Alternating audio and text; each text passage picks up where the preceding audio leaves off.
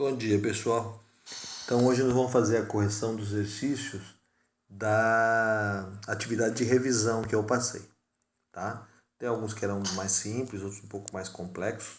Então, sexta-feira, é amanhã, né? Nessa manhã de sexta-feira. E aí nós podemos já dar início a conteúdo novo na semana que vem, né? Na semana que vem eu passo conteúdo novo na terça-feira, que aí nós temos a sexta-feira vai ter aula mesmo, né? Então, a gente aproveita essa semana que vem. Bom, então no exercício 1 da atividade, ele fala assim, que na figura 1, adiante, representa um ímã permanente, em forma de uma barra, onde N e S representam respectivamente o norte e o sul. Então, nós temos isso no exercício 1. Uma barra, um ímã, aqui é o norte, aqui é o sul. Aí ele diz assim, suponha que a barra seja dividida em 3 pedaços. Me interessa esse pedaço de cima. Bom, veja o seguinte. Quando eu dividi, a parte norte ficou em cima e a parte A embaixo. Portanto, A só pode ser sul. Já descobrimos isso. E outra coisa que me interessa é esse pedacinho de baixo. Certo? Aqui é sul, aqui ele chamou de B. Vamos lá. Se aqui é sul e aqui é B, B só pode ser o norte. Portanto, descobrimos que B é o polo norte magnético. Beleza. Aí o que ele faz? Ele vai pegar um pedacinho de cima, N e A, que nós sabemos que é sul, e vai colocar lado a lado com um pedacinho que aqui é B, sul. Nós sabemos que aqui é norte. Observando isso, aqui nós temos norte, norte, sul e sul. Portanto, trata-se de uma repulsão. Aí, observando as alternativas, A fala de atração, B de atração, C que não é nem atraído nem repelido. Então, nos interessa só a D e a E. Bom, se repelirão por A é polo norte. Opa, A é sul, então está errado. Vamos ver a última. Se repelirão por A é polo sul, correto, e B é polo norte, correto. Então, a alternativa correta aqui é a alternativa E. Ok? Esse é o primeiro. Aí no segundo nós temos que um fio condutor retilíneo muito longo é percorrido por uma corrente de intensidade 2 amperes. Então, seria isso. Está aqui o fio retilíneo e longo percorrido por uma corrente I de 2 amperes. O campo magnético a 50 centímetros do fio, então vamos pegar aqui um ponto qualquer, P. Essa distância R é 50 centímetros, ou meio metro, né, se preferir. E queremos saber qual é o campo magnético. Então, queremos saber o B. Foi dado o Mi, que é 4π 10 a menos 7 Tesla metro por ampere. Então, vamos lá. B é igual a μI sobre 2πr. Portanto, 4π 10 a menos 7 vezes a corrente, que é 2, dividido por 2 vezes π por meio, que é o R. Fazendo essa conta, vai dar 8 vezes 10 a menos 7 Tesla, o campo magnético. Esse não é teste, não? Não. Então, tá aí feito. E também só pediu intensidade, não pediu a direção e o sentido, né? Então, é só fazer a conta mesmo. Aí vamos lá. No 3 fala, uma bobina chata é formada por 50 espiras. Então, N igual a 50. Bobina chata era aquela assim, né? Quer dizer, conto as espiras e eu vejo o que acontece em cada uma delas. De raio 0,1 metro, raio 0,1 metro, já está dado em metros. Sabendo que as espiras são percorridas por corrente de 3 amperes, pergunta a intensidade do campo magnético e o Mi é o mesmo de sempre, né? No vácuo. Então aqui o B vai ser μI sobre 2R para uma espira vezes N, porque nós temos 50 delas.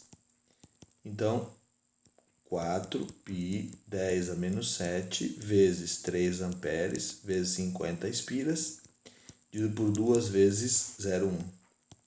Daí, fazendo essa conta, para mim deu 9,42 vezes 10 a menos 4 Tesla. Depois vocês conferem a conta, tá? Porque eu não conferi, não. Tudo bem? Esse é o terceiro. Agora o quarto. O quarto, vamos lá. A figura esquematiza uma carga positiva movendo-se num campo magnético uniforme com velocidade v. Essa carga fica sujeita à força F. Então, a direção ao sentido do vetor de indução magnética B é. Então, aqui está a carga que é positiva, maisinho, não vai ter que inverter nada. A velocidade é para a direita, a força é para baixo, certo? Bom, como está falando de força, campo e velocidade, nós vamos utilizar a regra da mão esquerda, certo? Tudo bem? Beleza, então os 3 dedos perpendiculares para a gente fazer essa análise. Nós sabemos que a velocidade é o dedo maiorzão, né? O dedo médio. Então, você já coloca o dedo médio para a sua direita. E a força é o polegar. Então, se a força é o polegar, eu vou ter que virar a mão, sem mudar o dedo médio do lugar, virar a mão até que o F fique para baixo. Quando eu faço isso, o que acontece? O indicador fica apontando para o teto, certo? Fica apontando para cima. Isso quer dizer o quê? Ele quer dizer que ele está saindo da folha, certo? Quer dizer, esse campo magnético aqui estaria saindo do plano da folha. Ok? Então vamos ver quais são as respostas. Alternativa A é perpendicular ao plano da figura e para fora. Bom, já é essa já, certo? Então está respondida a quarta, certo? Vou repetir mais uma vez a relação da mão esquerda. Então, na mão esquerda você vai pegar o dedo médio, forma como se fosse um triângulo, um espaço aqui, os 3 dedos perpendiculares, como se fosse uma arma com o dedo médio apontando para a direita, tá? Então esse dedo médio mais compridão, o mal educado, você vai colocar no sentido da velocidade. Quando você faz isso, do jeito que sua mão está, o que acontece? O indicador está para cima e a força saindo do plano, né? Então não é isso que diz o problema. Eu tenho que rotacionar a mão até que o F fique apontando para baixo. Isso seria na minha direção, na direção do meu peito. Quando eu faço isso, o que eu vejo? Que o dedo indicador ficou apontando para cima, para fora do papel. Por isso que eu desenhei o B saindo do papel, certo? Bom, vamos lá para o 5. Deixa eu virar a folha aqui.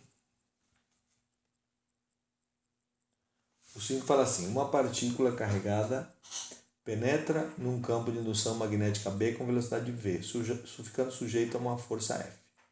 Em relação às direções, o que acontece? Quando eu vou calcular a força é carga vezes o campo, vezes a velocidade, vezes seno do ângulo. Esse seno do ângulo é entre quem e quem? Aí eu vou desenhar aqui. É como se nós tivéssemos aqui o campo, aqui a partícula lançada com velocidade v. Esse ângulo entre V e B é que é alfa. Agora, se eu pegar a mão esquerda e faço a regra, o que acontece? O dedão, certo? Polegar, ele é perpendicular tanto ao dedo médio como ao indicador. Ou seja, F é perpendicular aos dois. F é perpendicular a B, F é perpendicular a V. Agora, V e B tem que ser perpendiculares? Não, eles podem ter um ângulo diferente de 90. Pode ser 0, pode ser 30, pode ser 60. Então, quem é sempre perpendicular entre si é F com B e F com V. Vamos ver as respostas. F é perpendicular a V e paralelo a B? Não. Perpendicular aos dois.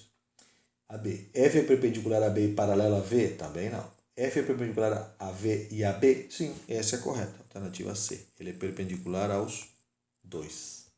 certo? Muito bem, vamos pegar uma folha nova aqui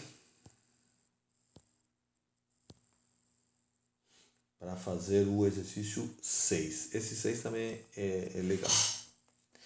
Ele fala assim, numa sala de aula foram montados 2 condutores verticais que suportam as cargas elétricas ascendentes. Então, vou desenhar aqui a sala. Aqui está o quadro, certo? E aqui estão os 2 fios. Se é ascendente, então de onde eu estou olhando, a corrente I1 e a corrente I2 estão subindo, estão saindo do teto da sala. Aí ele diz assim, uma vale 3 amperes e outra vale 4. Então essa aqui vale 3 e essa aqui vale 4. A maior vai gerar maior campo, né? Porque é diretamente proporcional à corrente. Então quanto maior for a corrente, maior o campo magnético. Aí ele fala assim, essas correntes elétricas geram um campo magnético, cada uma gera um campo. Sim. Então, vamos ver. Mão direita. O que acontece com a mão direita agora? O dedão vai ser a corrente. Tá? Então, eu vou pegar no I1 e vou colocar o dedão para cima. E ele quer que a gente faça análise num pontinho que está aqui no meio, que ele chama de P. Certo? Então, se eu colocar o dedo para cima e girar a mão, aqui o B1 vai ser para cima, porque os dedos apontam para cima. Se eu faço a mesma coisa em 2, coloco o dedão para fora, porque é ascendente a corrente, então a corrente está para cima. Eu coloco o dedão para cima, os dedos da minha mão apontam para baixo. Quer dizer que o B2 aponta para baixo. Olha o que nós temos aqui, um B1 que aponta para cima e um B2 que aponta para baixo. Para onde vai ser a resultante? Ué, quem é maior mesmo? Aqui são 4 amperes, aqui são 3 amperes. B2 é maior que B1. Se B2 é maior que B1, a resultante vai ser assim, né? Para baixo. B resultante. Certo? Agora vamos ver o que pergunta aí. Ou como que dá as respostas. Na alternativa A, ele fala horizontal. Está na horizontal aqui. Certo? Que na vertical seria saindo do teto ou descendo para o teto. Tá? Para o fundo da sala. Ué, se o que ganhou é para baixo, ele não está indo para o quadro, né? Está indo para o fundo da sala. Então essa já é a correta. Alternativa A. Tá? Ok? Ah, mas horizontal, né? Deitado. Horizontal, né? Para esquerda, direita. Não, não. Aqui, na realidade, quando a gente está falando da horizontalidade do elemento, a gente está falando que ele que assim, vertical seria a corrente que está entrando ou saindo e horizontal tudo que estiver no plano da sala. Como essa força nossa está no plano da sala, ela é considerada horizontal, certo? Vamos lá. 7. O 7 fala assim, a figura a seguir representa um condutor retilíneo. Então, vou desenhar aqui o condutor retilíneo e ele dá uma corrente I para cima. Percorrido por uma corrente I conforme a convenção indicada. O sentido do campo magnético no ponto P tem um ponto P aqui. Então, é parecido com o anterior, né? Regra da mão direita de novo. Aí eu vou pegar o dedo polegar da mão direita e vou apontar para cima acompanhando o fio. E vou bater com a mão no ponto P. O que ocorre quando eu faço isso? O campo aqui está entrando nesse plano. Então, o que ocorre? A força agora vai ser perpendicular entrando na folha. Vamos ver aqui as respostas. Alternativa A, contrário ao corrente? Não, contrário ao corrente seria para baixo. B, saindo perpendicular da página? Não é saindo, é perpendicular, mas é entrando. C, entrando perpendicular na página? Sim, já é correto. Entrando perpendicular na página. Beleza? 8. O 8 fala, suponha que um condutor retilíneo repousasse, deixa eu virar aqui, horizontalmente sobre uma página. Vamos desenhar então. Está aqui o condutor horizontalmente na página. E que passe uma corrente I para a direita. Vamos desenhar aqui a corrente I para a direita. e que esse sistema esteja sob a ação de um campo magnético B que não fala a direção. Então tem um campo magnético B. Se o condutor experimentar uma força que comprima contra o plano da página, então vamos lá, vamos fazer aqui a força comprimindo contra o plano da página. Se ele está comprimindo, ele está empurrando, ele está entrando, certo? Entrando no plano, tá? Então, o campo magnético terá a direção e sentido representado pelo vetor. Então, queremos achar a direção e sentido do vetor campo magnético.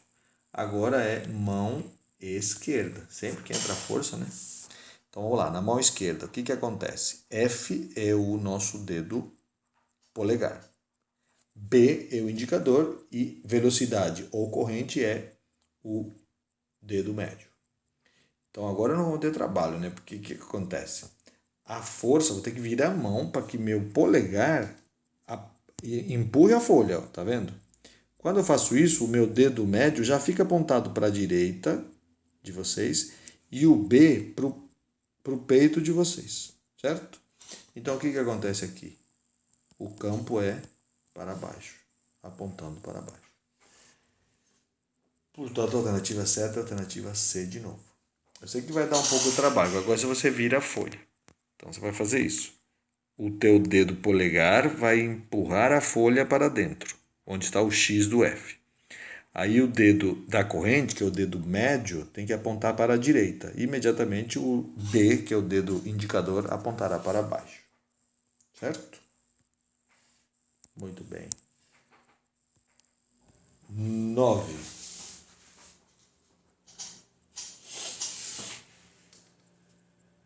O 9 fala assim: um condutor retilíneo é percorrido por uma corrente elétrica I imerso num campo magnético uniforme B, conforme as figuras 1, 2, 3, 4. Vamos começar a analisar pela primeira, que às vezes a gente já mata a resposta logo de cara. Na primeira, o que nós temos? Nós temos aqui a corrente indo para a direita e o campo magnético tudo entrando aqui, ó. Campo magnético entrando. B. Vamos ver para onde vai ser a força aqui. Então vamos lá. O B é o dedo indicador, então o B entra na folha.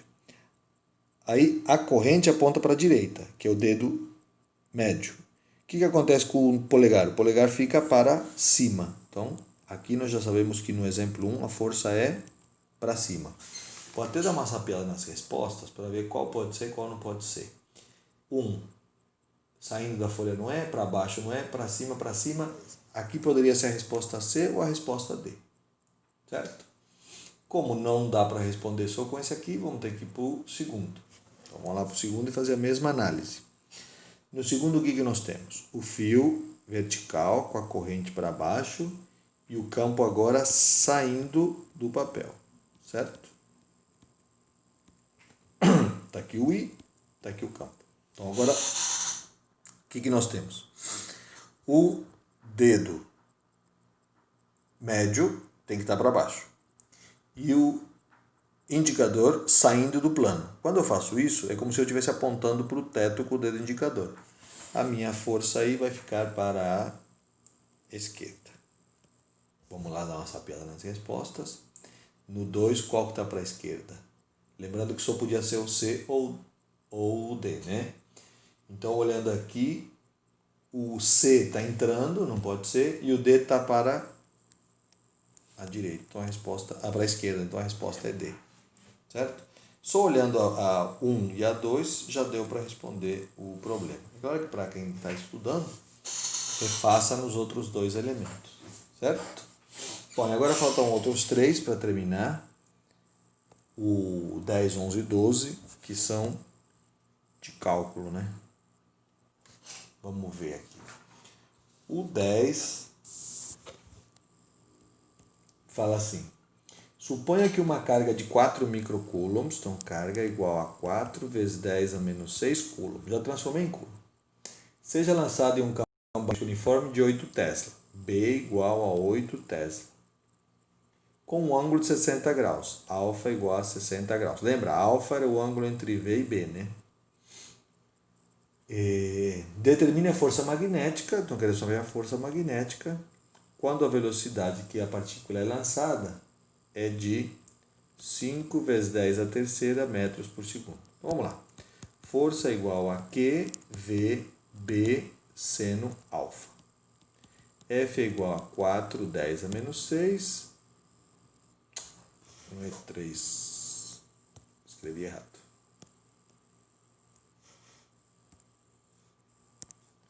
A velocidade é 5.